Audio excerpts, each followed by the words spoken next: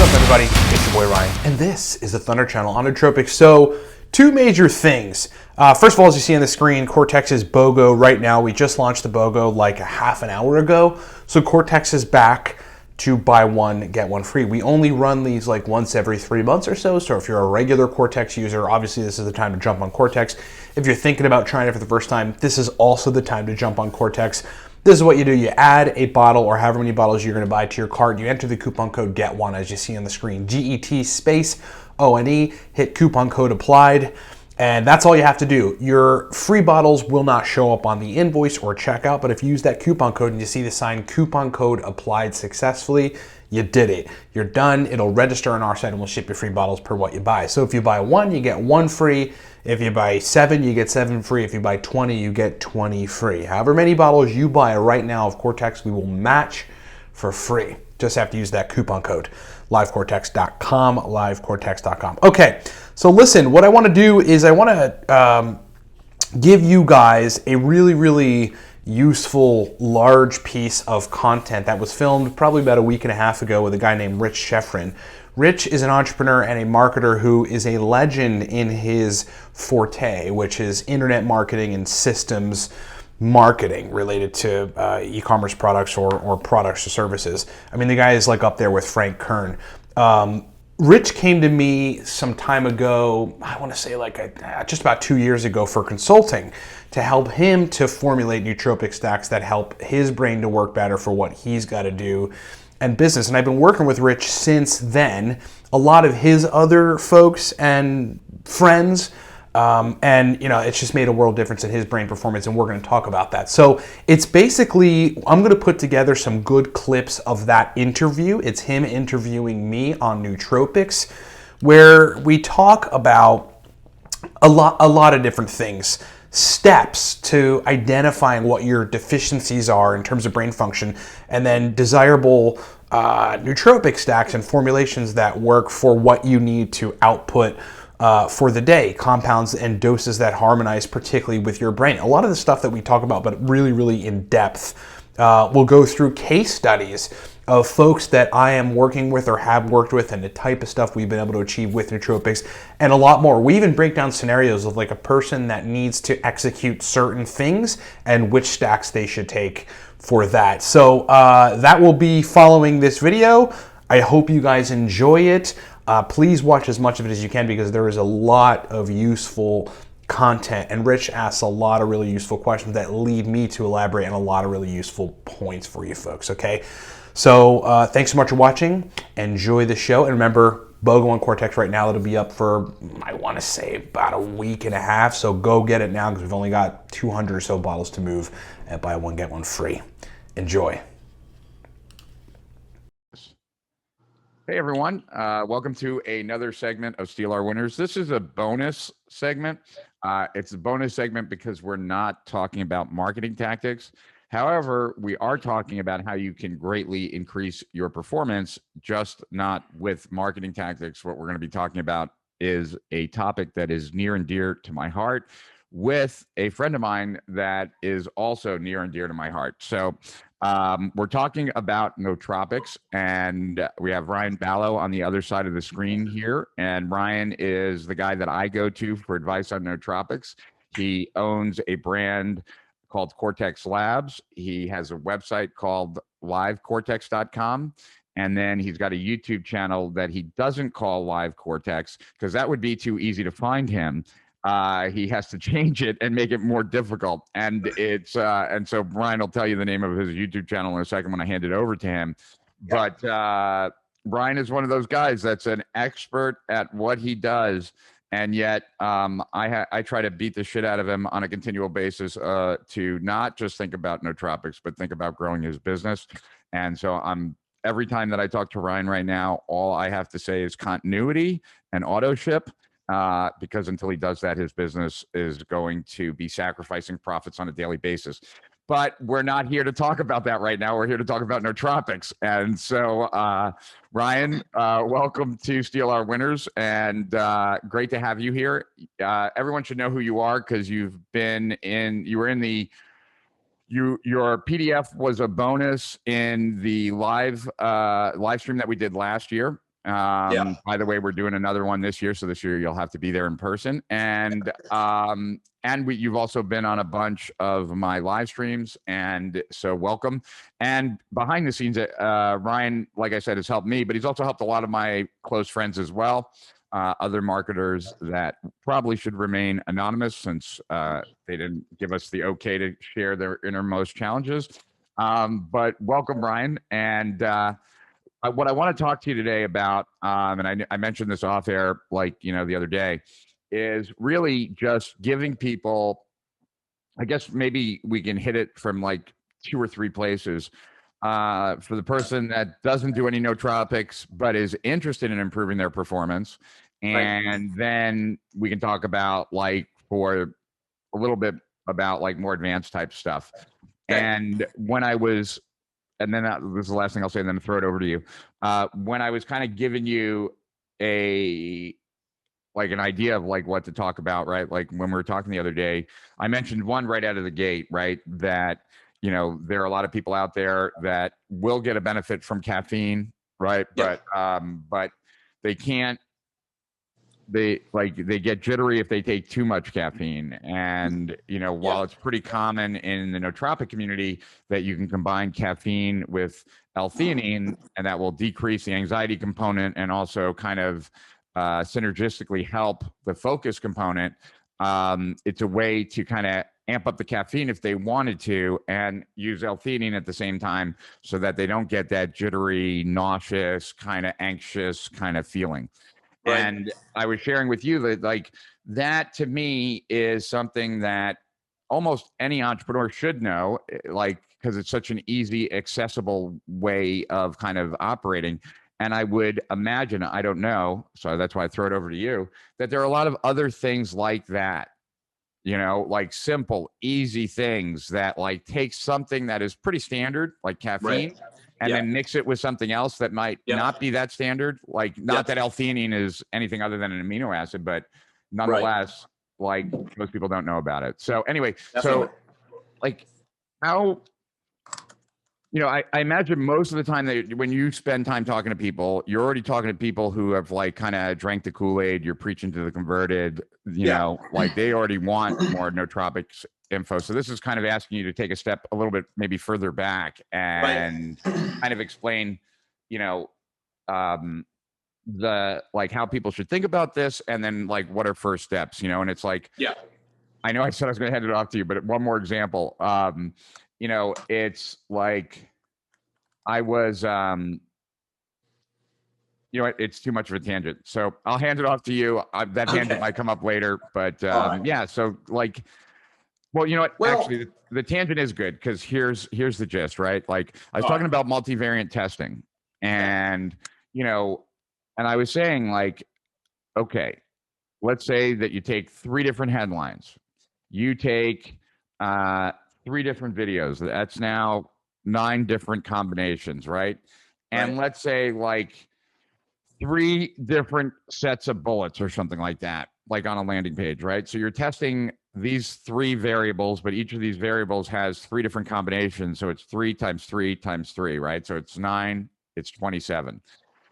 So there's 27 different combinations, and this the multivariant testing tool is now going to go through all these and figure out what's the best combination, right? I was saying to people look, it's absolutely insane to think that you just naturally came up with the best combination. It almost never happens, right? And so if you're not using it, you're continuously sacrificing what could have been on a daily basis, right? Yeah. And so I don't know if it's the same parallel here. If you're not using nootropics, you're continuously operating at a level that might be less than ideal for you. Definitely. And so that's where that tangent comes in. So yeah. So as an expert at nootropics, knowing what it can do, knowing what it can't do, I probably think it can do more than what it possibly can. Definitely. So give people an overview. How can they get started? Right. Why should they even get started? Right. Well, so you make a good point about your baseline being optimized and then sort of recognizing where you used to be and Right. then having this new echelon of brain performance, and then just basically being like, I never want to go back to that other place. That's reason enough to start. Years before I started this company, I ran a technology company in Eastern Pennsylvania, and literally taking the company to just about 500K in annual revenue with one person. Like, I had some contractors, but mostly it was me. Relatively quickly depended on my usage of nootropics. Now, look, I'm a motivated dude. I am interested in what I'm doing. I pretty much have like good energy, but the difference between like mediocrity and running that company, like, it would have been profitable. We would have done okay. And then where I took it to, how quick I took it to, was absolutely using nootropics. So just taking a step back, I was an Army combat vet and got out of the Army in, I think it was 2008, had a little anxiety. And, the first thing I did to try to fix it or tend to it was meditate. And it helped. It helped a lot. But, like in meditation, I thought a lot more. Like, after 2 weeks of doing it, I found myself thinking more, and my brain felt a little different. I was kind of like, oh, well, what is this? Turns out you're changing your brain chemistry when you meditate. It's like not like this woo thing. It's like you're changing your brain chemistry. So I wanted to figure out like what else could do that in the same way, and are there other ways I can change my brain chemistry, and how will that apply to business? And that led me into this now 13-year stint of using all these different chemicals classified as nootropics. How people should think about nootropics is this. Okay, so like, your brain operates at the level that it operates. And, people in the business world, especially marketers and entrepreneurs, use things like caffeine, like Adderall, to elevate your brain performance, really elevating productivity, giving you more energy, making you more motivated to do work. Like, it's like if there's 50 things on the to-do list, you'll get 30 of them done if you're taking something or drinking coffee that accelerates your brain performance and processing versus not. Generally, how people should think about nootropics is that in addition to caffeine and safer, less deleterious, like less side effects, and with more options to optimize processing, that's where nootropics fit into the mix. I mean, like, some of the classical stimulants that we discuss or take, like Adderall and caffeine, they're really only doing a couple things, just speeding you up, maybe giving you a little more motivation to do work, and that's essentially it. Nootropics enter this entirely different world of increasing your working memory, like being able to induce focus on cue 25 minutes later after you take a nootropic stack or combination of nootropics, like being able to hold a lot of information in your head, taking certain nootropics to do shit you hate to do, like finance work or stuff to do with numbers or whatever. So the bottom line on how to think about nootropics is, I guess, in addition to all that stuff that I just said, is you're aging. Your brain is aging. Your capacity to process information is declining as you age. The more stuff that we put into our brains, the harder it is for us to compartmentalize it and then have reservoirs for future productivity. And nootropics work to basically open up the reservoirs for all that stuff. In addition, to be able to induce motivation or focus or memory on cue to do certain tasks for business, you open up this whole other world to be able to function way better than your baseline. And in business, it's critically important. So like, if you're here and you're operating with caffeine or your regular baseline, or maybe you're taking some B vitamins or you take Adderall or whatever, there's a level of productivity and thus revenue that you're achieving doing that. But there's this other level of productivity, which is on a much higher echelon, and thus revenue that you could be achieving if you knew how to use your brain, or if your brain worked in a particular way that allowed you to do that. Nootropics make that possible. So you asked a question about, let me stop you there for a second, like, because it can, and this is a question, but also a challenge at the same time. Okay. Mm-hmm. Like, to me, I don't know that, like, I want to give you like 2 examples of the same thing. Yep. And not, wouldn't necessarily fall within like the definition that you just gave and the substance I took wouldn't necessarily be considered a nootropic. Right. Right. But in this particular case, or in these particular cases that I want to like just reference here, like I was using an external substance, right, to get an outcome that I did not feel capable without that substance to create. Okay. That outcome. Yep. Right. Yep. So like when my store became the most popular store in Manhattan, right? And now all the celebrities shop there. And now I was able to go to all these parties that all these celebrities were at. Like had I gone in my normal way, I would have just been a person who was kind of holding up the wall with my shoulders. I would have been up against the wall. Right. I took ecstasy back then, and ecstasy took me out of my shell, and made it very comfortable for me because I was no longer in my head. I was now much more like compassionate towards others. And in that kind of way, I was able to connect with lots of people, make lots of friends. And I didn't need the ecstasy. Like I didn't need the ecstasy, period. I didn't even want to use the ecstasy after I became friendly with people, but I would not have made friends with them if I was not on some kind of substance. Remembering that when I went to my very first internet marketing conference, big seminar, you could spend like an extra $500 or $800, I don't remember, and go golfing the day before with all the gurus. Right? I don't play golf, but I wanted to get to know these guys. Right? I was just starting out. These guys were gurus. I took a half of ecstasy pill, and I was much more outgoing during that day. Became friendly with the gurus at that time, and that was very helpful to me. Later on, right? Sure. Now we wouldn't call MDMA like a nootropic, Definitely right? Right. But like there's a flavor to that, like both of those examples to me of recognizing like what I'm capable, like in the moment, like on my own, and what a substance could potentially do for me in a unique situation where it might matter. And and to me, that's like a bigger topic, right? Like there are, so I don't know, like, what is that? When I say that, like, what do you think? Like, am I like a crazy person? No, definitely not. I mean, no, I've worked with guys in Italy who are dating experts, and those guys' whole job, so they create content on dating, like how to pick up and how to get girls' numbers or whatever, how to progress relationships and all that kind of stuff. But those guys have come to me to learn how to create social lubrication, basically, kind of just what you're saying. So there are nootropic stacks for that. So I totally understand what you mean, and that translates into the world of nootropics, because you're really talking about neurotransmitter modification.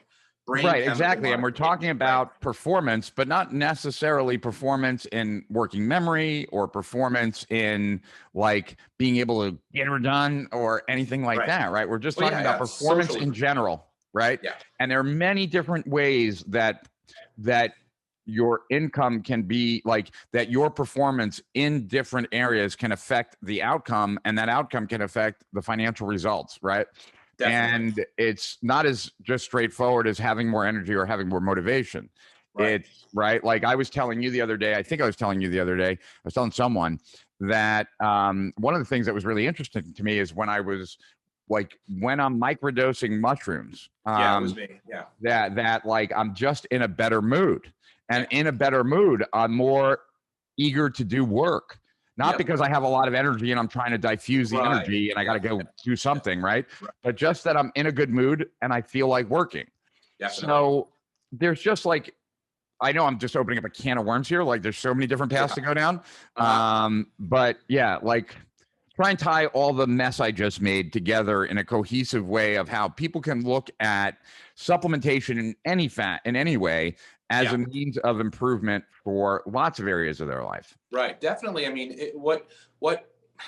where you land when you become versed in using, let's just call it chemicals, right? Nootropics, other chemicals, for modifying brain chemicals that produce a certain state that allow you to do certain things better is really just aware. That's where you become. And like you make a good point about mood. It's like productivity isn't necessarily about energy, although you need energy to be productive.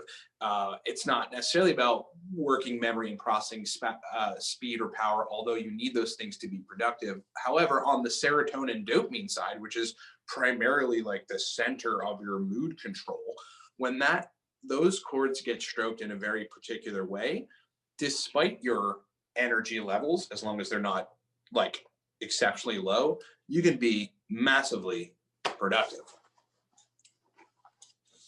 I agree. So let's kind of dive into a bunch of, like, for the beginner, right?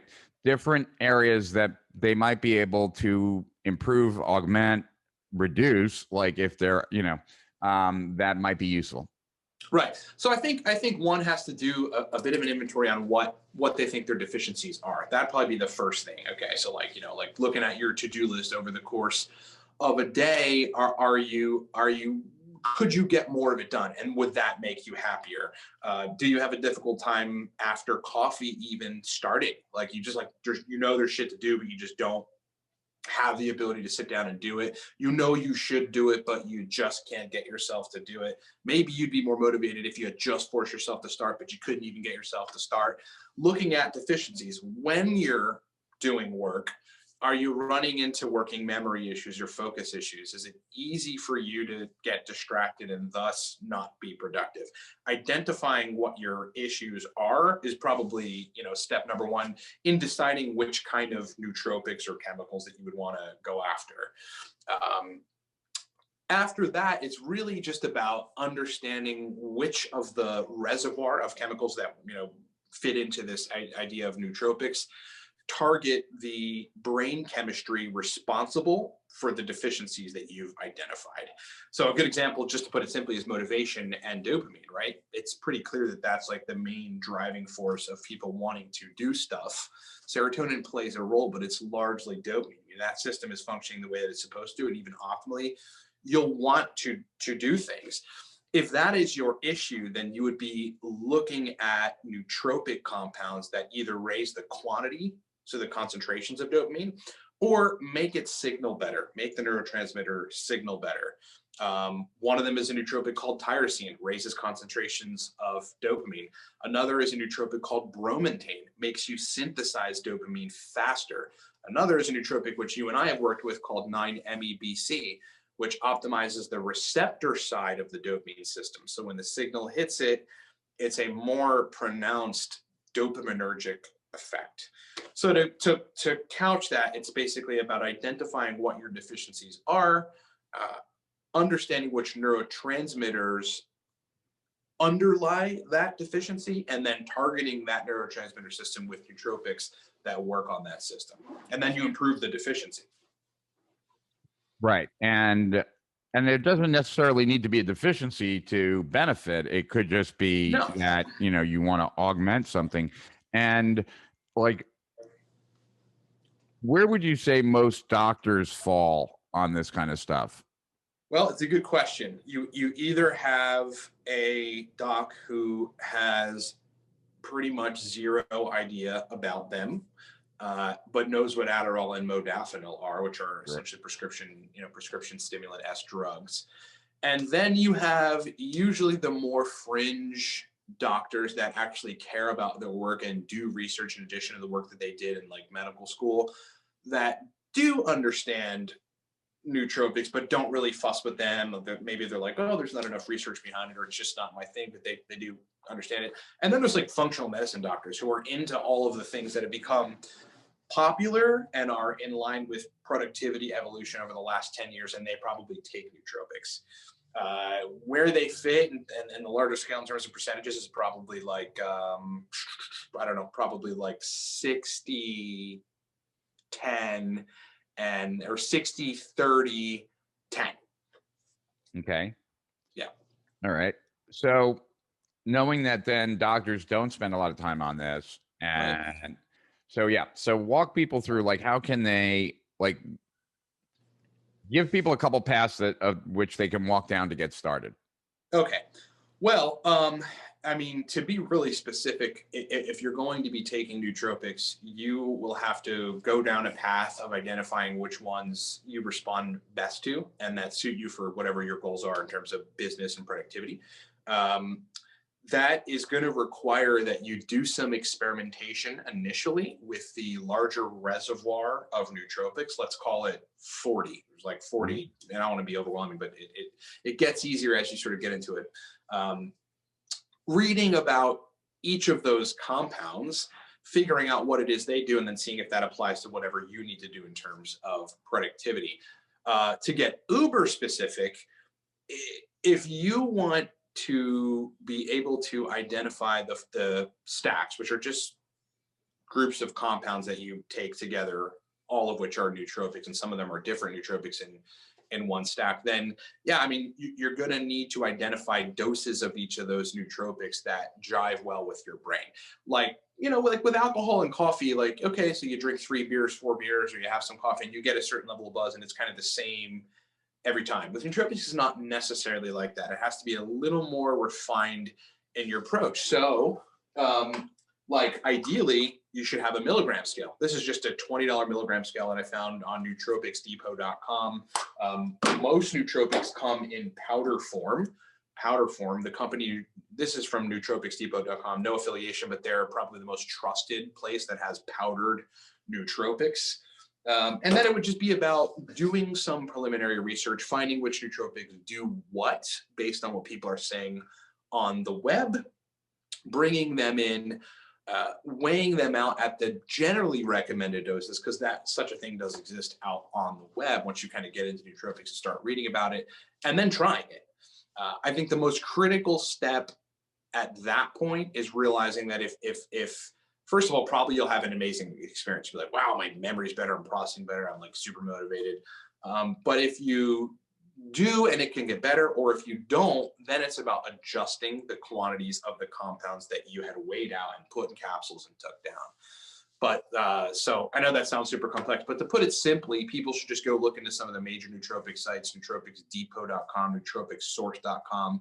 Go do some reading on the typical class of nootropics, typical compounds like racetams and modafinil, and then energy compounds like dynamine and alcar. Figure out what they do, source them in, and start experimenting.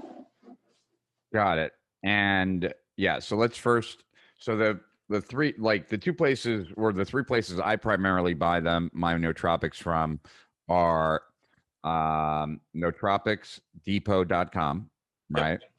Science.bio, right? Is that what it is? Science.bio. Yep. And Amazon. Like those are the 3 places generally that I buy. And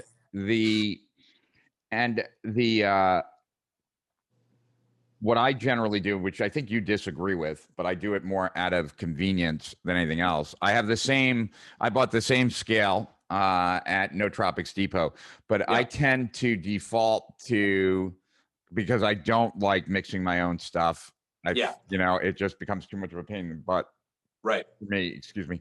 So I generally tend to default to the liquids if there's that option, because I can just take the liquid, drop it into my coffee or something, and then drink it. Definitely. And that's precise. A good way to do it too. It's less precise. I get it, but it's but it's a lot easier. Definitely. All right. So I don't know if there's an easy way with this. So like, okay, so there's the combination of caffeine, L-theanine, and L-theanine is an amino acid. It generally can work like an anti-anxiety type of like compound. Certainly Kim has taken it numerous times when she's gotten really anxious. I've given it to her and it's calmed her down, or her daughter Ileana, who can suffer from panic attacks. Like I've given it to them. Sometimes I take it, or I take it pretty consistently actually at night, like to kind of power down. And it's a pretty good, compound, right? Like for that to take the edge off of caffeine, or just to take the edge off, period. Totally. Yeah. I mean, it can also be put together or stacked with other stimulant compounds, other stimulant nootropic compounds that you might bring in to achieve like a certain higher echelon of general processing power, but then you add theanine in the mix, and what it's really doing is it's slightly raising brain concentrations of GABA and serotonin, but it is also inducing an electrical frequency in the front of your brain called an alpha state. And it's kind of similar to a state that you would induce if you meditated for 15, 20 minutes. So it literally slows things down, but you can use it in conjunction with something that speeds things up to get a good solid balance. That's essentially the basis of like flow. Got it. And now so that's L-theanine. Now let's talk about the racetams. Not all of the racetams, obviously, because there's new ones. Seems like they come out all the time. But there's a few that seem to kind of get more attention than others, right? Like certainly aniracetam, piracetam, or phenylpiracetam. I had some questions to you the other day about oxiracetam. So let's kind of what are your thoughts about racetams, and also people should know, and you can correct me on this, but I think it's important for people to know this. Or the right version. Racetams are in this really kind of gray area. They're not like, I don't think they're FDA approved, but they're also not outlawed. You can't necessarily, like Brian would be in a very gray area if he were to take racetams and put them into his Cortex Labs supplement, because it's a gray area with the FDA, and who knows, right? But so why don't we talk about racetams? Like, what's the background of it, and how should people think about it? Are they safe? Are they not? Like, all that kind of stuff. First answer, yes. No liver toxicity, no kidney toxicity.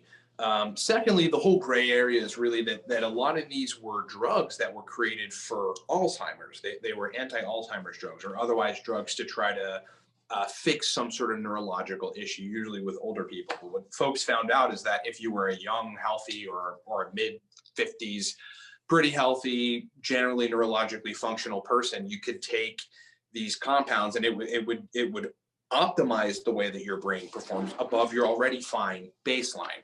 So the racetams, and so they were drugs. They were created as synthetic drugs, but either not approved by the FDA or not in circulation as, they're just not like drugs that docs prescribe right now for certain things, because they have other things for that, most of which are way inferior to racetams and other nootropics. And so they just sort of sit in this legal gray area of technically they're supplements, but they are actually drugs.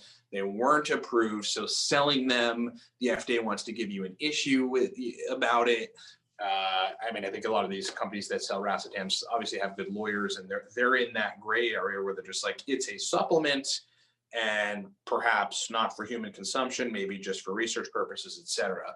But the racetams are probably the most important set of nootropics. Like, that everybody that gets into it learns about the racetams. It's just a class of, for all intents and purposes, 7 different chemicals that all have the suffix racetam. There is piracetam, aniracetam, oxiracetam, phenylpiracetam, faciracetam, coliracetam, and pramiracetam. They all pretty much work by modulating, elevating, or increasing the signaling strength of one neurotransmitter called acetylcholine. And that is a chemical that if it's functioning the way that if it's functioning optimally in your brain, you'll process information better. It'll be easier for you to focus. You'll be a tad more motivated, but generally your computing power in your brain is going to be a lot advanced. You'll have a higher reservoir of computing power. Though they all work to some extent on that chemical, acetylcholine, some of them do other things, and some of them work on that chemical in different ways, which creates different outcomes. So aniracetam, for example, is a very, very popular racetam and one of my favorites for years now. It will speed up, it will make your working memory function at a higher capacity. So like doing stuff that requires you to sort of hold a lot in your brain at once and not forget it, like not move on to a different task and then forget what you were doing. Aniracetam optimizes your ability to do that. It's actually called memory IO. Like if we're having a conversation and I put something out there and then I put another thing out there and it's going to tie to this first thing, but I don't seem to be getting to it for a while. If I had good memory IO, this first thing I'd remember it and I would eventually circle back in. Aniracetam allows you to do that. At the same time, it's stimulating some glutamate receptors. It's a subtype of the glutamate neurotransmitter receptor called the AMPA receptor that also fosters memory, but it fosters a motivated stimulation to make you do work. So that's aniracetam.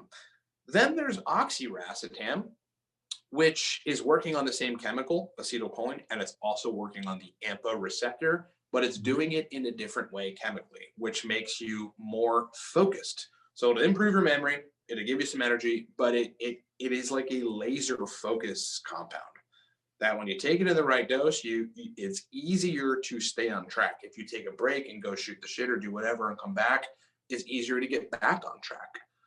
Then there is phenylpiracetam, which is just an upgraded version of this original chemical racetam base that was made to be more on the stimulant energy side of things. It will improve your memory, it'll improve your processing power, but it's much more of like a wake you up and get you ready to work and have mental endurance to do work. So they all work on similar chemicals, but they're essentially doing a lot of the same things, but they each have variants. One last example is phosphoracetam, which elevates the way that or optimizes the way that your brain uses acetylcholine. So again, you focus better, you process better, but it also targets the GABA B receptor, which calms you down. So it's improving your processing power and it's calming you down at the same time. So that's the basic breakdown. And there's a couple other racetams that, again, do similar things, but that's essentially it. You've got 7 different compounds that are primarily working on one chemical. They all optimize the function of that chemical, and they do slightly different things that allow you to do certain types of work better. And for someone who hasn't played around with them, but is interested in playing around with them, where would you have someone start with what? Well, again, it's really just about defining depending on the outcome, right? Yeah, but defining what the person wants to do. But quite frankly, I mean, you're going to get good results from all of them if you've got the dose right. 2 to start with for marketers particularly, and for entrepreneurs would be aniracetam and oxiracetam. Just those 2 would be great 2 to start with. And just sort of the general recommended doses on these compounds is 750 milligrams. 750 milligrams, right? Yeah, throw it down. 750 milligrams of aniracetam by itself. These chemicals force your brain to use more acetylcholine, and so you need to supply it sometimes. And that gets into a whole nother rabbit hole. Supply the brain with that chemical so that the racetam can make it work faster. And the way you do that is you simply eat eggs. Eggs have a lot of choline in them, and it'll enter your brain and you'll be able to use it. There's also supplemental forms of choline that you can take as well. And you need more choline if you get a headache from these. Essentially, again, like they're forcing the usage of brain choline. They're making it work a lot faster and a lot better. So that tends to somewhat, I don't want to use the word deplete because that sounds scary, but somewhat in the direction of attempting to deplete the reservoir of that chemical that you have in your brain.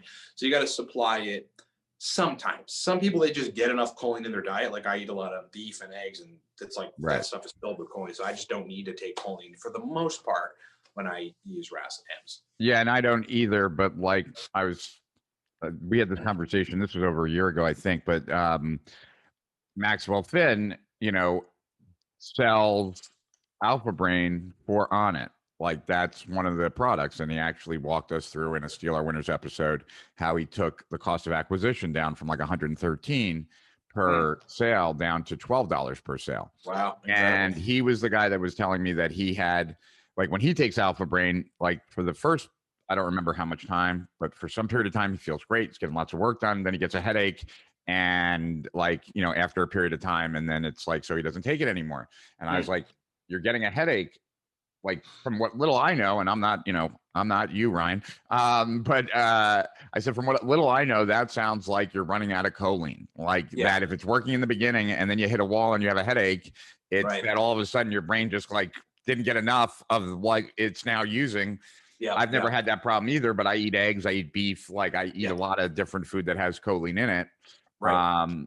So is that a safe assumption though, that if you're taking a racetam and you tend to get a headache from it at some point in the equation of like that dosage being, absorbed by the body, that you shouldn't really be getting headaches from them? And if you are, it's probably using up the choline faster than you can supply it. How about that? Definitely. Yeah, pretty much exactly how it goes. Yeah, it's just a choline mismatch. And there's ways to alleviate that if it's happening. I mean, that's why experimentation is so important, like figuring out which doses of the racetam, how many eggs you have to eat, or which doses of like choline sources, supplemental choline sources that you got to take. But ultimately, yeah, I mean, you're speeding up the usage of a chemical. So if you're not supplying that chemical, you could run into issues. Some people don't, some people do. If you do, there's a solution for it, and it's just having either supplemental choline or food-based choline sources. Got it. Okay, so the racetams are certainly something useful for motivation, memory, etc., right? And Focus. discipline and focus. Yep. And so that covers a wide spectrum, and they can find those at Nootropics Depot, and that's where I get them. That's where Ryan gets them. So it's a pretty safe place to get. Definitely. And those all are, for the most part, they're using choline, right? But are they? There must be some interaction, right, between that and the dopamine function, since it seems to be hitting that function, or not really. To an extent. For the most part, no. But Okay. People forget that raising acetylcholine, it's an excitatory neurotransmitter. So it makes you want to do stuff. It may not get you that uber motivated state that like modafinil might, because that's just taking a bunch of dopamine and putting it outside of cells for cells to use. It's making you release a lot more of it. But it will improve your brain's processing to the point where you want to do work. But also at the same time, that more than likely does have a downstream release of dopamine. When your brain is working really good and you feel good, you probably release more dopamine, and that makes you more motivated. Got it. All right. And then, so another chemical that I see that comes up, and I don't know that this is the best way to do it. I'm trying to figure out as we're talking, like for people watching this right now, like what is the best way to convey information to them, and what kind of questions might they have, and what can we answer? And right. Yes. Part of it is, what I know, people are generally fascinated by what I take, but what I take and what they should take could be completely different things. And, and how my body responds is not going to be the same as how other people respond. And part of like nootropics, I would say, like underlying, tell me if you agree with this. Part of the underlying like kind of philosophy, if there was one, right, like to nootropic taking, is that like is the idea of N equals 1, right? Like the subset of the testing protocol that you're doing is one person, and that's yourself. Right. And I like, and maybe you look at yourself this way, and maybe everyone in nootropics looks at themselves this way. I know I certainly do. That like the way my body responds is unique. I think most people's bodies respond in ways that are unique.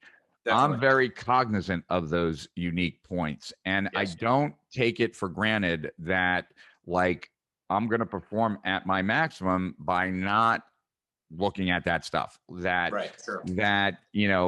whether I want to test things out, and I want to see how they impact me, and then based on that, I will make decisions like yes or no. I will include my doctor in those decisions to make sure that I'm making like smart decisions, but I'm not that interested in like what other people are doing, except as to get ideas to try to then see how my body responds. Definitely. Right. And I would imagine you're the same.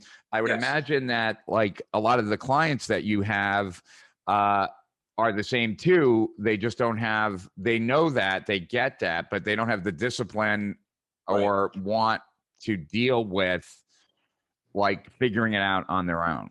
Yeah, a framework for figuring out which racetam you respond best to, how often to take it, how often you should cycle it, when you should switch to a dopamine-centered compound, how long you should take that, when to stop taking the dopamine-centered compound and switch to a general energy-producing compound, when to bring in L-theanine to calm things down, when to bring it in to balance things.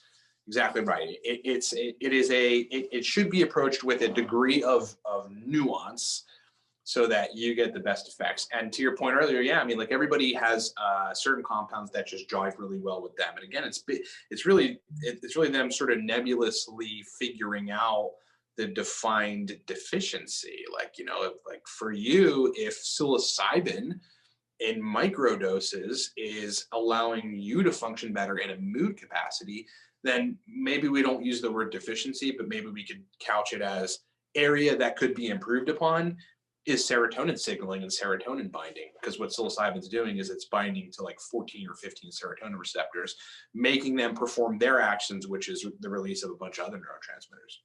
And so if racetams are out there as like the kind of bottom of the pyramid, like the basic, right, for like getting shit done, then what would you say on a different pyramid that is more about mood and happiness? What would be the base of that one?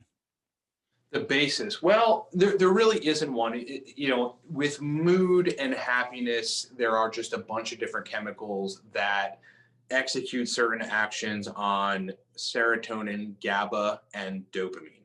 Serotonin, GABA, and dopamine, right? So there's no class of them. There's just, you know, this whole reservoir of different nootropic compounds that modify those chemicals.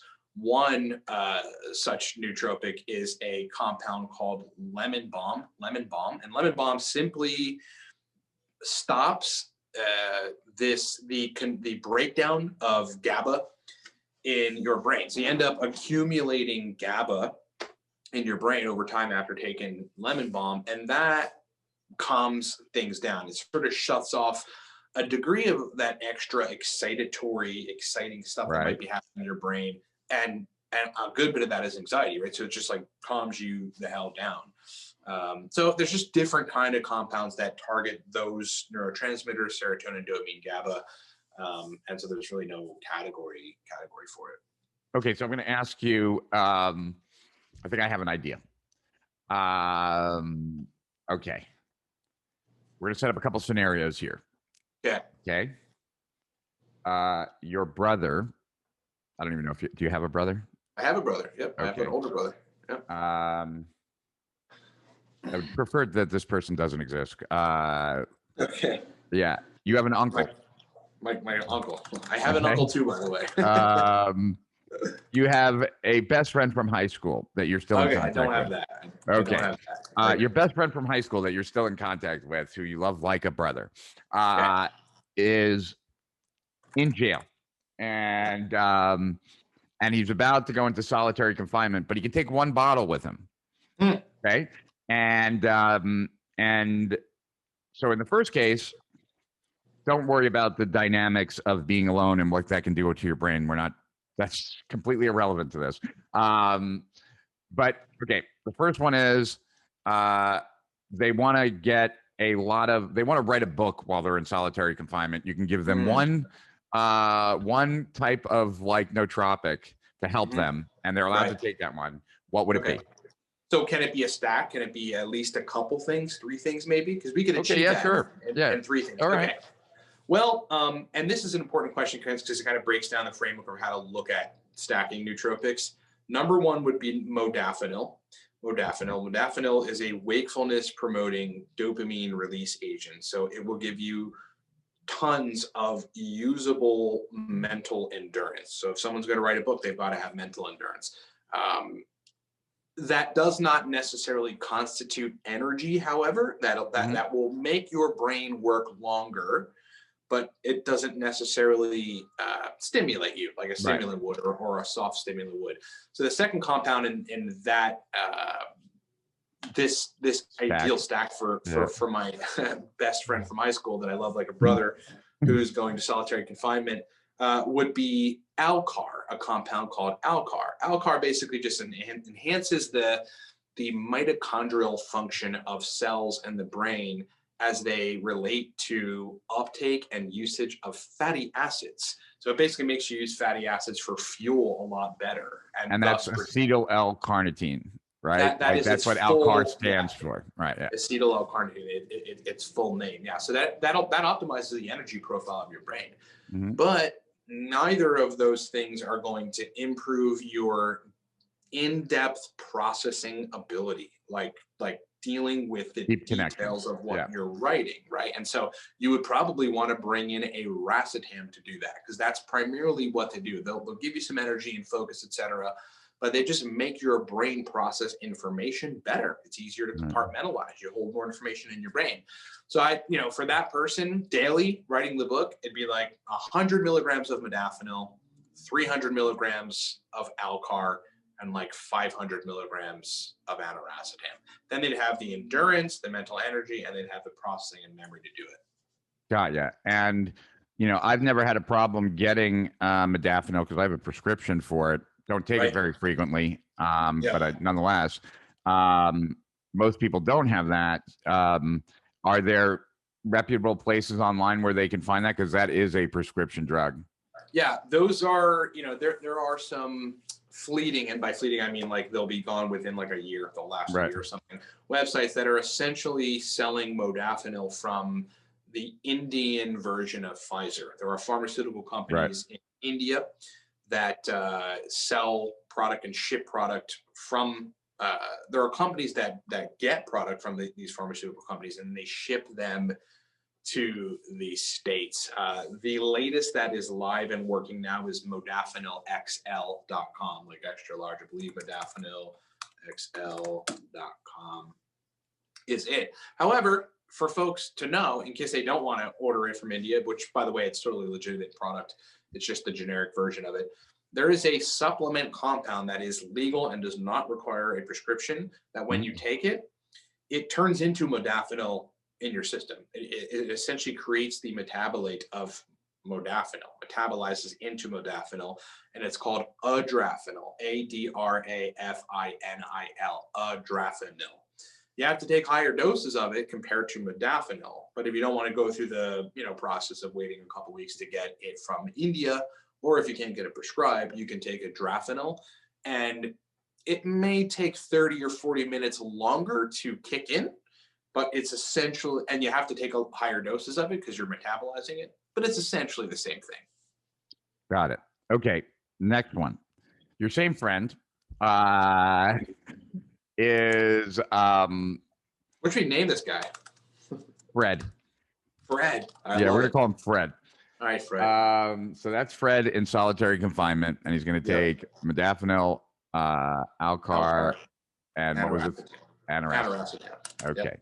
So now Fred is going to spend 2 weeks traveling around the country with his wife and oldest daughter, and to look at colleges.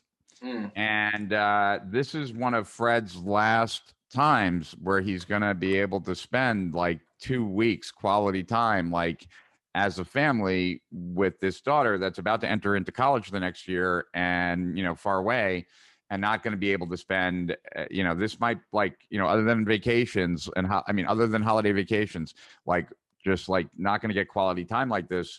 So Fred wants to be in a better mood during these 2 weeks, so he's more forgiving and understanding and doesn't lose his temper like with his family members and regret it after the fact. He wants to, so he wants to be like more chill. He wants to be more present, and he wants to be more loving. Let's say those 3 things. Like, what could he take that would be useful to him in that situation? I would say the first one is a pretty impressive peptide called C-Lank, S-E-L-A-N-K, C-Lank. And C-Lank is a peptide that will essentially raise the concentrations of serotonin, dopamine, and acetylcholine but mostly on the serotonin and dopamine side. It is the type of compound that you take that if you're in a crappy mood, it gets you out of the crappy mood.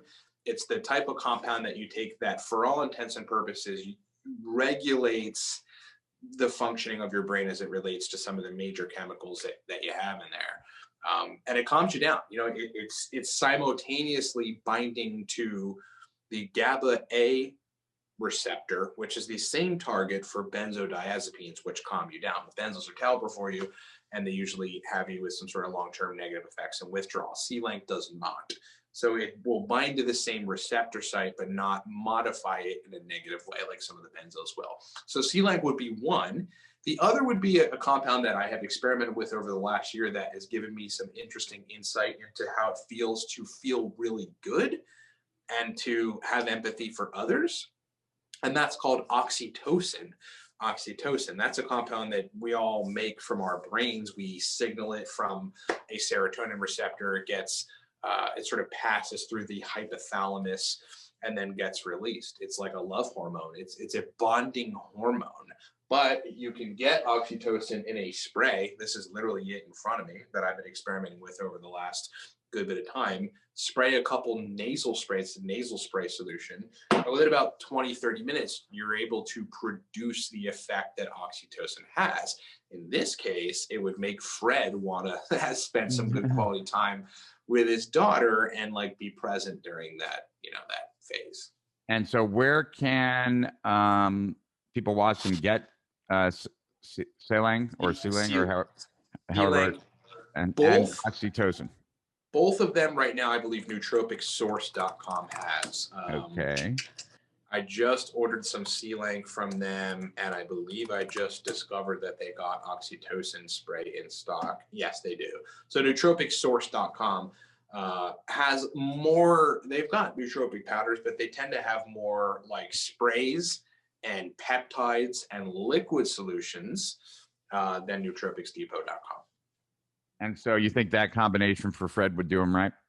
Definitely. Either those two individually or the right dose of them together would make Fred a really good dad for those 2 weeks. Okay, cool. Fred has a friend that he's going to go visit after those 2 weeks who's a copywriter. And so, you know, to write great copy, you have to have a level of empathy and compassion to really kind of get inside the head of the other.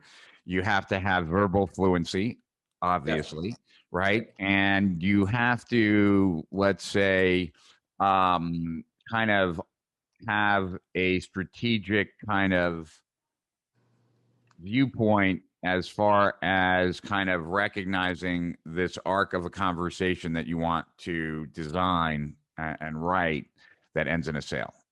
Yes. Okay. Got it. What would Fred's advice? What advice would you give to Fred to give to his copywriting friend? Well, on the verbal fluency side, which is, you're right, it's critically important for these kind of things. You would want to have a general large-scale enhancement of fluidity, brain fluidity, meaning like kind of just like the wheels are grease, things can actually move quicker, but not in a stimulant way. Just like you want to make things flow better. People typically think of things like fish oil for that.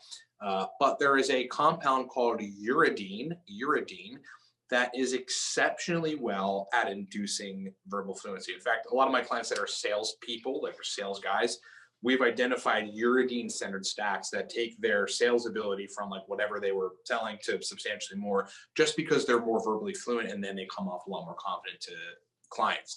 And that's uridine monophosphate, right? Like that's the full name? Yeah. Yes, okay. Monophosphate kind of is just the secondary part of like how the chemical sits. But uridine would be a great compound. I dose that in like 150 milligrams. That is the usual sweet spot for most folks. The critically ancillary or additional synergistic component, though, to make verbal fluency more powerful, and then also to add the processing power component of it, which this person is going to need, would be bringing in a choline source like we talked about before. But there's one called citicholine. It's a CITI choline, also known as cognizin, also known as CDP choline. that tends to synergize extremely well with uridine in making a person very, very fluid so they can be verbally fluent, and also adds the elevation of the neurotransmitter acetylcholine, which will make the person process better for copywriting in general. Both of them combined are also doing some pretty positive action on dopamine release. So it's making the person more motivated to do that. So I'd have Fred tell his friend to take 150 milligrams of uridine and like 85 milligrams of CDP choline. Got it. Okay. After Fred finishes visiting his friend who's a copywriter, this works, I think. Yeah, it's funny. Fred is going to visit his brother, who is an entrepreneur who is juggling 100 different things going on all at the same time. And just since since this is his brother, like he's got to do, he wants to do something for his brother. What advice would you have for Fred on something that could help his brother manage all of those things that he's got to manage? It's really primarily more quantity of stuff going on in his brother's life than anything else. Right. Got it. Yeah. Well, I mean, you need to be able to compartmentalize if you're going to handle that situation, which usually means you have to slow things down, right? Like the mounting tasks makes your brain work a little too faster than it should. You can't really focus on what you have to focus on.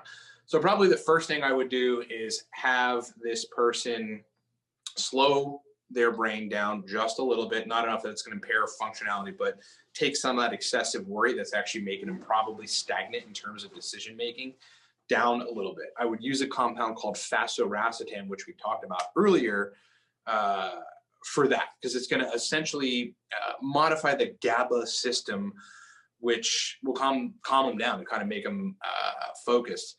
However, at the same time, you would want to speed this guy's brain up as well, but not in a way that is overly stimulating, but in a way that allows compartmentalization to happen, because you're dealing with a lot of stuff and you've got to have the person be able to put information in their head, take some information out of their head, leave some in their head, in which case I'd probably just revert right back to aniracetam, because that is incredibly useful for that. And by the way, you can stack racetams together. You just have to know what doses work.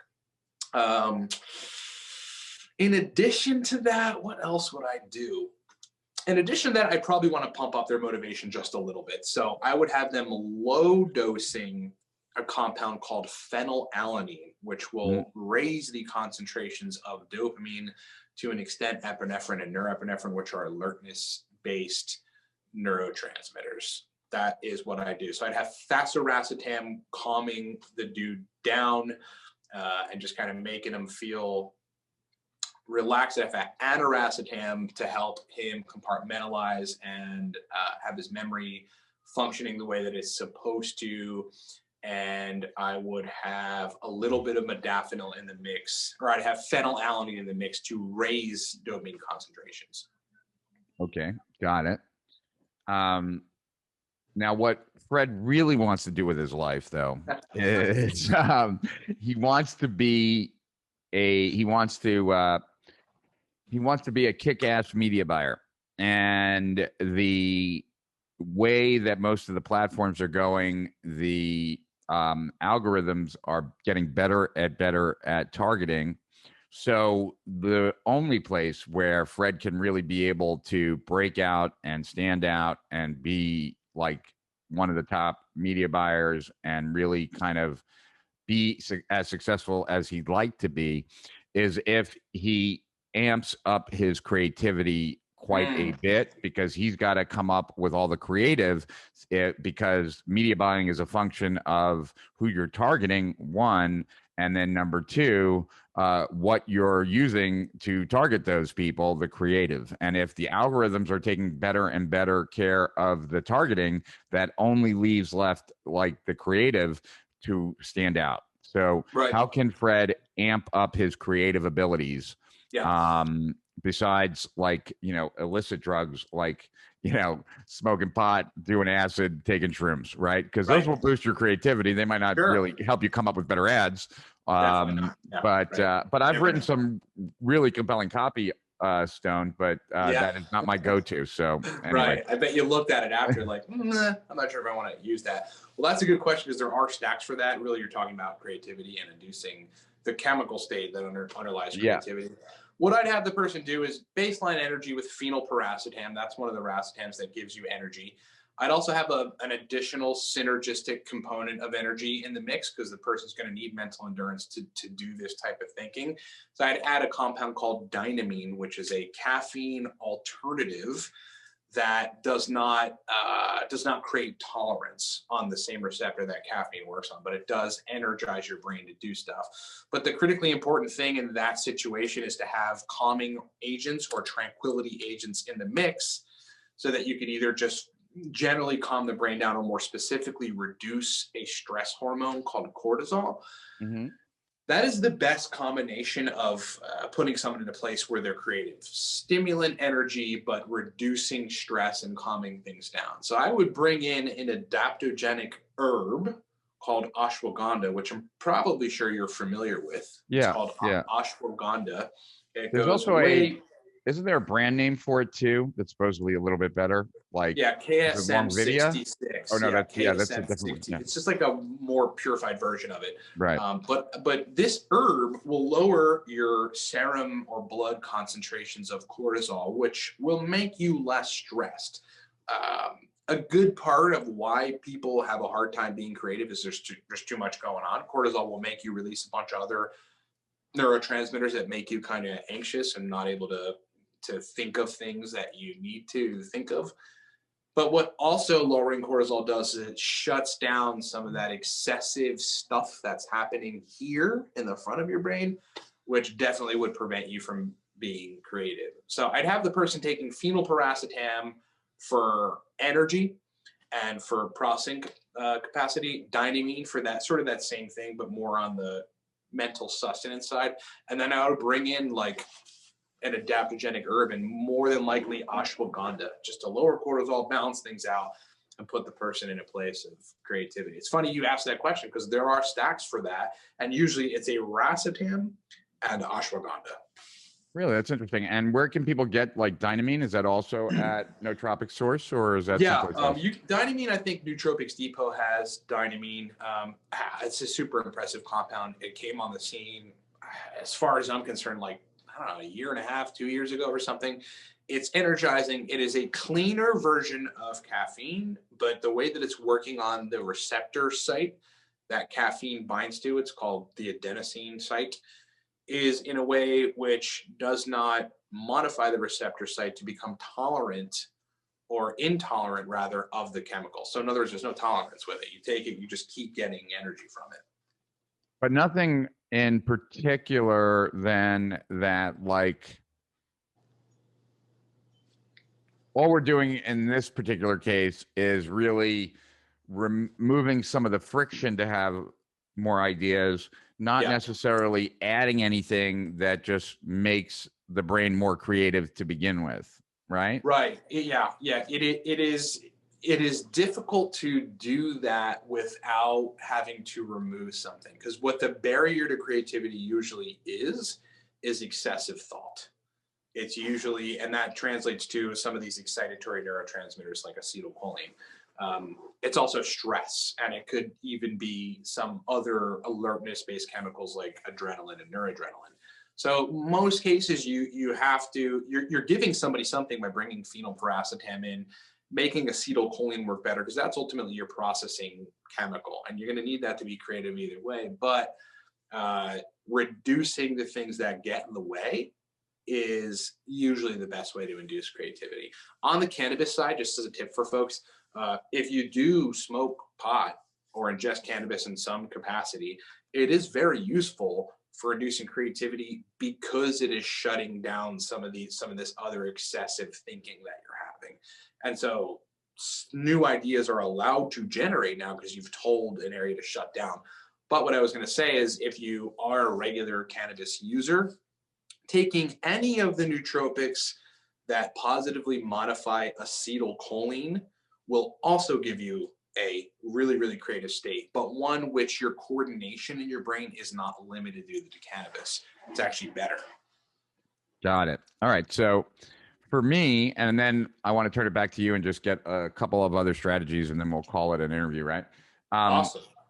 For me, and like, so I don't know if you have parallels of this in any area, but like, so some of my most successful ideas, some of the ideas that have made me the absolute most amount of money and impact have come about in a unique way. Okay. That I will do. I'm not a daily cannabis user, right? Yeah. Yeah. I have been at certain times of my life, and other times I have not. Sure. But I would say in general, it's safe to say that I'm not for Right. more often of my life than I am. And especially when doing lots of research, generally not the best drug of choice to be using Right. that fuel that research. And Yeah. so I will do lots of research. I will get to a point though where I am highly frustrated. And I'm highly frustrated because like I have all this information in my head and I can't like make the connections, right? And in general, when I get frustrated, I will do one of two things. I'll work out or I'll get stoned. And oftentimes I will do both. I will get stoned and then go work out, right? Great. And quite often, like, and I can trace out, like I said, some of my best ideas to this is after having filled my head with so much shit over a period of a week or 2 weeks or whatever, and now I'm frustrated and I want to, like, I'm going to go work out in the middle of the day to just kind of trying to step away from all this stuff. I will smoke, then put on my gym clothes, then head out and go to the gym and work out. And there's been a few times where I never make it to the gym because on my way to the gym, finally, the excessive thinking about shit, I guess, kind of dissipates from the marijuana. And now, like, my brain has an opportunity to connect some dots. And as soon as one dot connects, if I sit down and start writing, like in my journal, like all of a sudden now a wave of of ideas and connections come about, and I might not make it to the gym. So I know, like, if I need a great idea, like that's a strategy for me. I mean, Definitely. It's happened so many times that like I know that like I can do that, right? Like hit it hard for a week or two, fill my brain, and then like get stoned, write in my journal, right? Like I don't have to artificially now like go to the gym and all that kind of stuff, right? Right. So that's my strategy, right? Like it's not I can come up with ideas outside of that. That's like my, break glass in case of emergency kind of thing. What other strategies of compounds plus activity have you seen just in the lives of your clients, in your life, in stuff you've read that seem to work for these different things, for motivation, for like, that's my idea generation strategy, right? Like, but there are lots of things that people could potentially have a strategy for, right? And just curious, like I get the benefit of seeing into a ridiculous number of businesses. And so that's what makes me a good coach, because I've seen so many things work and not work in business. You're a nootropic like coach / consultant. So you've seen inside the lives of a lot of people. And what so what compounds mixed with like way of doing things has you've seen like just work for people? The first would be that's my final racetam. question to you. Yeah. The first would be racetams plus meditation. Racetams plus meditation. Like literally, folks can induce a state of creativity within a half an hour if they dose a racetam, the one that works well for them, and really any racetam will work because you're pumping up the processing capacity. But then when you mix it with silencing the brain for 15-20 minutes, and then you've silenced it, and right at the latter part of that 15-20 minutes, the nootropic starts to kick in. You have shut down a good bit of that excessive thinking. You've essentially reset it, and now you have this chemical that's working to make your idea generation, general computing power a a lot better. So you have this brand new, fresh baseline, almost as if you slept for 40 hours or something. You reset your brain completely, and now you've got something that's making it work better. So racetams and meditation usually is effective for myself and for people. It's a recommendation I give people all the time. Good template might be take a gram of oxyracetam. Mhm. Within 5 minutes after taking it, meditate for 15 minutes. At that point, you're at the 20-minute mark after you took the oxyracetam. It should start to be kicking in right then and there. And then probably at the 25, 30-minute mark, go to town. And you'll probably want to be creative. The other is a compound I'm reluctant to call it a nootropic, because nootropics are typically classified as compounds that are without side effects. It is a compound called phenibut. Okay. Yeah, you mentioned it the other day. Yeah. Yeah, and phenibut it's a compound that you should not take very consistently, just as an initial disclosure for folks, because it'll create withdrawals, because it's working very heavily on the GABA side of things, the GABAergic system. However, it is a compound that if you dose it in a pretty moderate dose, which would be like 700 milligrams for most folks, that it will slow things down just enough so that you can be creative. Phenibut seems to be a really, really useful tool to every now and then bring in when I'm working, particularly with a business person that needs to generate ideas. Third and fourth would simply be the cannabis choline nootropic strategy, because that like always works. And yeah, let's just couch it at that. Got it. And are there any other like outcomes where you recommend an activity and a supplement, like the meditation and oxyracetam? Well, I mean, one of the things that I have found interesting in my own experience with nootropics is if I take like Noopept, which is another choline affecting nootropic compound, but it also does some other impressive things. And then I go to the gym. So I take a nootropic, I optimize my brain performance, and then I go to the gym. I push the extra PR a little heavier. I focus more on my sets. I'm more focused at the gym.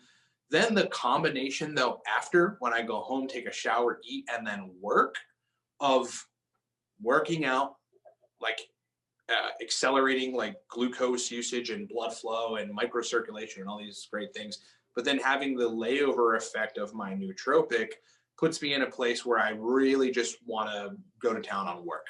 So like I'll take a nootropic, go to the gym, focus, have a great time there, come back, take a shower, eat, and then I'm in this state where like I have the benefit of the workout, and then I've got a tad bit of the nootropic still affecting me, and it puts me in this really interesting place where I'm just like, all right, time to get stuff done. Got it. And I guess there is one other question. I said that was going to be the last question. I always lie.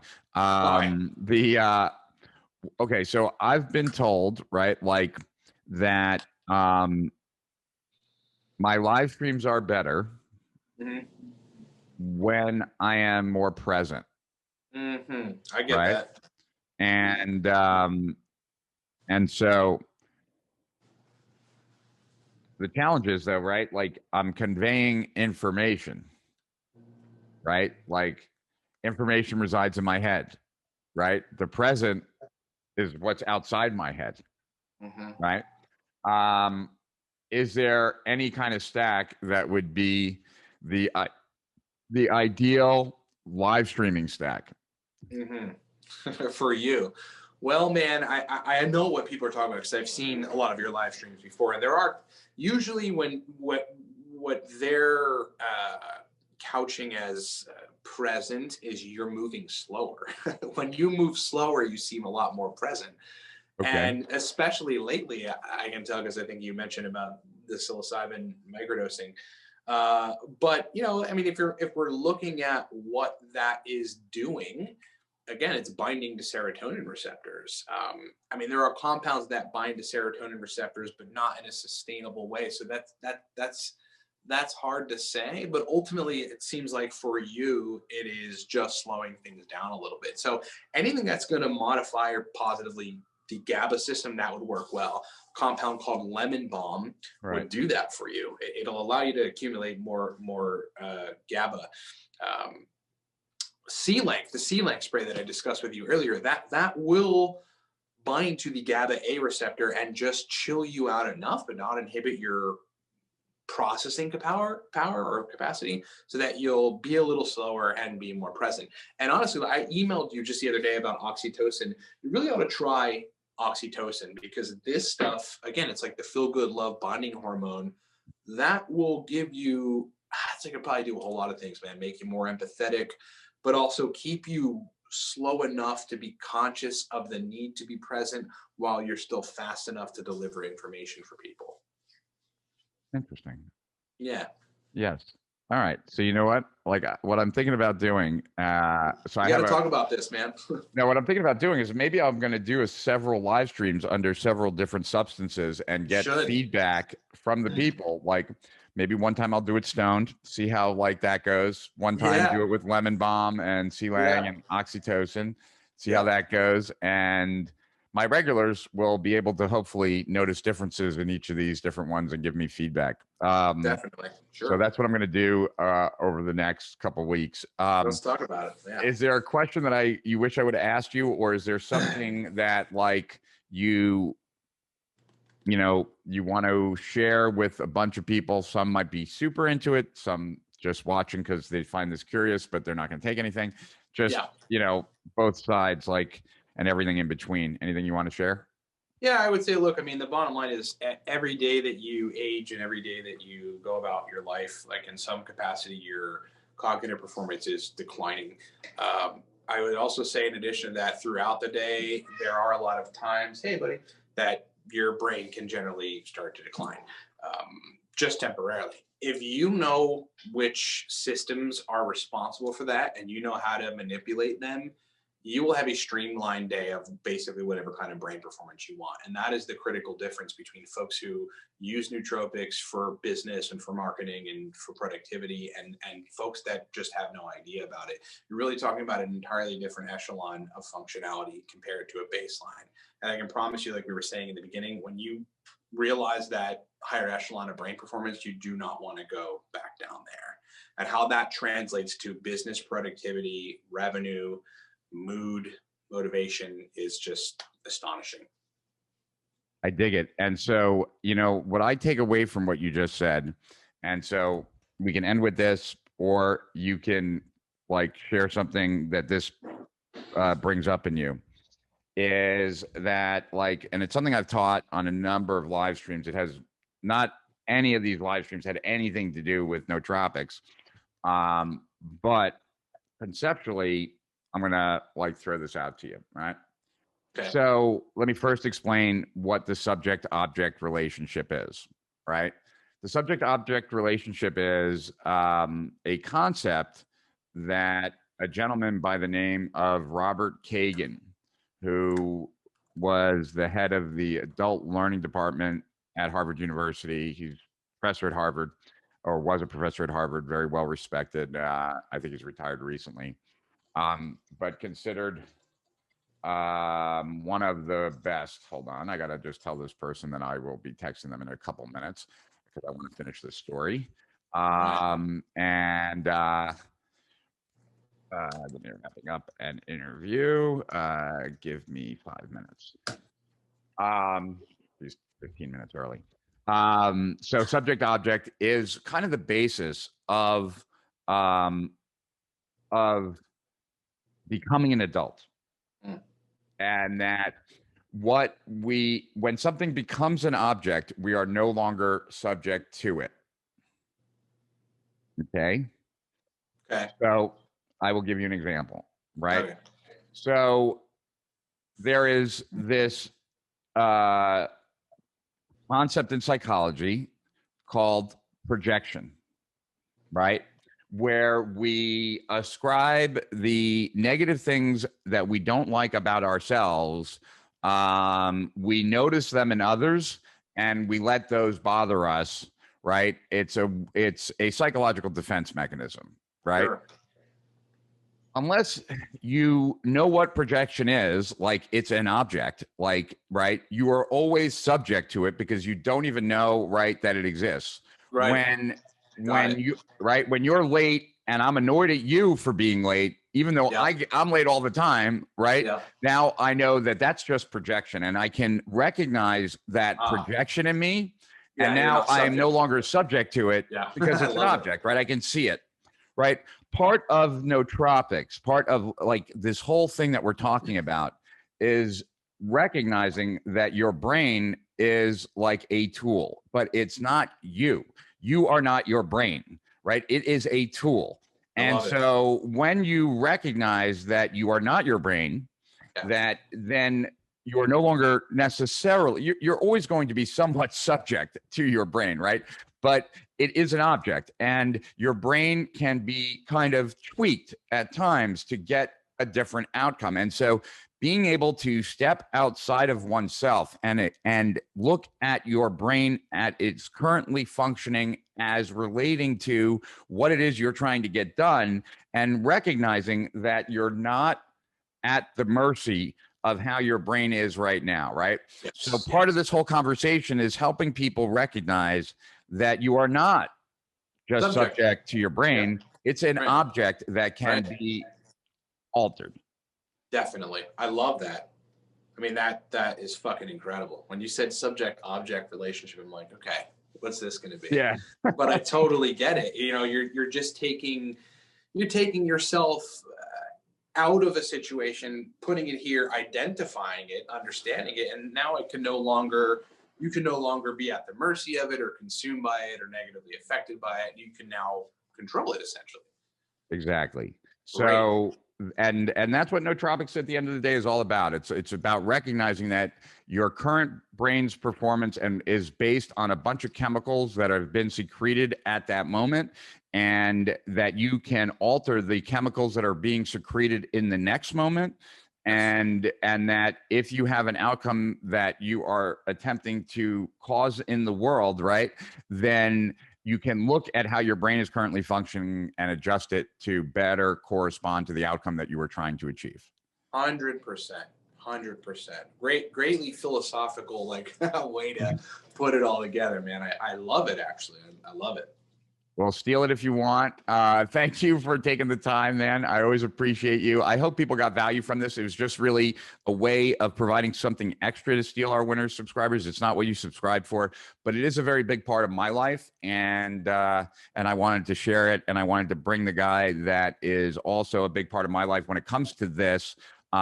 To just give him the opportunity to give some of his best advice for those who want to get started and learn more. And we'll do an advanced one at some point as well, and then we'll stack these together so that people can kind of just self-select where they're at and what they should listen to.